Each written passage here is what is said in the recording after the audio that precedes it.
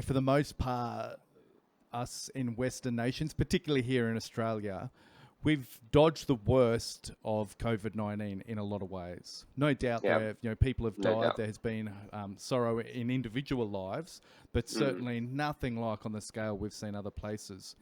And I yeah. just wonder, as a person of faith and as a Christian, how should we respond to that when we see some of the devastation in other areas? Is it enough just to be thankful for what we've got, or should it start to cause us to ask some deeper questions? Well, if it doesn't cause you to ask deeper questions, I don't think you're paying attention. So it's gratitude. Absolutely. I am thankful that I am in Queensland, Australia. And I'm thankful that in America, I only know one person personally that got it. And that was my Right. friend Jason Spears, and our friend actually. I'd like to call him our friend, yeah. Yeah, yeah. And he got it, and if there's a spectrum of five, there's asymptomatic, which not most, but a lot of people are asymptomatic, and then mild, and then medium, and then high, which is pneumonia, and you need a hospital, and then severe, which would be a ventilator. He had the medium symptoms, where he had 103 fever for 8 days or something, which that would, and that's not, none of that is, so it's not something to be laughed at. And so I'm thankful that we're in a place that handled it. But the question underneath that question is that enough? Mm. And I think this thing has caused us to answer. If it hasn't caused us to at least ask a few questions, then we're not paying attention. Well, one, I think this thing has confronted something that it should confront, namely, um, if you want to confront the things that we use to be pettily divisive with, all you need is a common enemy, right? So that's why once a year, Hollywood will produce a movie about an alien invasion of Earth. And what happens is the people who didn't like each other before, they're suddenly like, you know what, the thing I was using not to like you, it seems petty now. What we're going to do is we're going to put that aside, and we're going to come against this enemy, right? Yes. Um, and so in the movie, it's always an alien. In this case, it's a germ.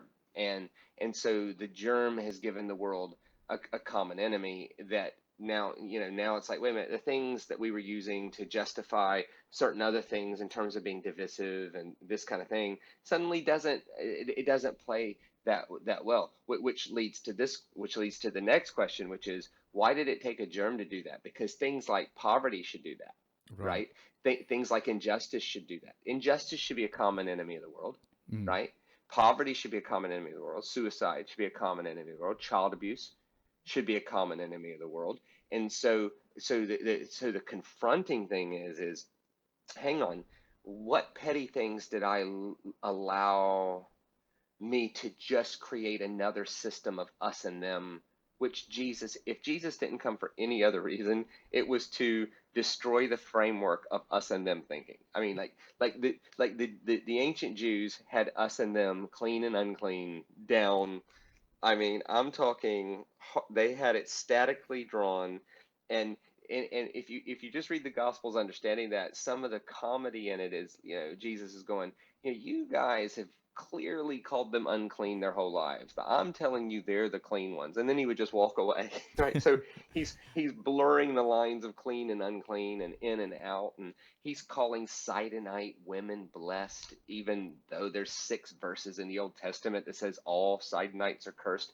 And so one of the things that Jesus did was he just clearly showed that he loved people more than the rules we create and the in and out lines. And so what this has done is it's given us a common enemy, but then it confronts, why did it take this to give us it's not like we didn't have common enemies.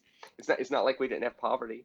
it's Right. it's not it's not like we shouldn't have been confronted before now about something like, what price am I willing to pay myself in order to protect the extra vulnerable, Hmm. right? Which is what this thing has forced us to question, right? like Yes. like likely, if any of us get it, Right. it's it's not nice. Don't get me wrong. Talk to Jason Spears, Right. but he never had to be hospitalized, right? He thought he was going to one night, but he never actually had to be hospitalized, right?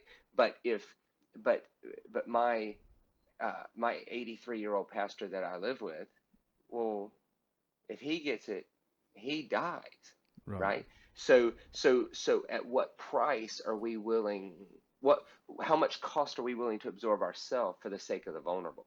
Hmm. And in that sense, I'm a bit encouraged, particularly with Australians who, up until now, have been like, look, we'll come together and we'll pay a significant price uh, for the sake of the most vulnerable in our Yeah, society, brilliant. and that should be commended.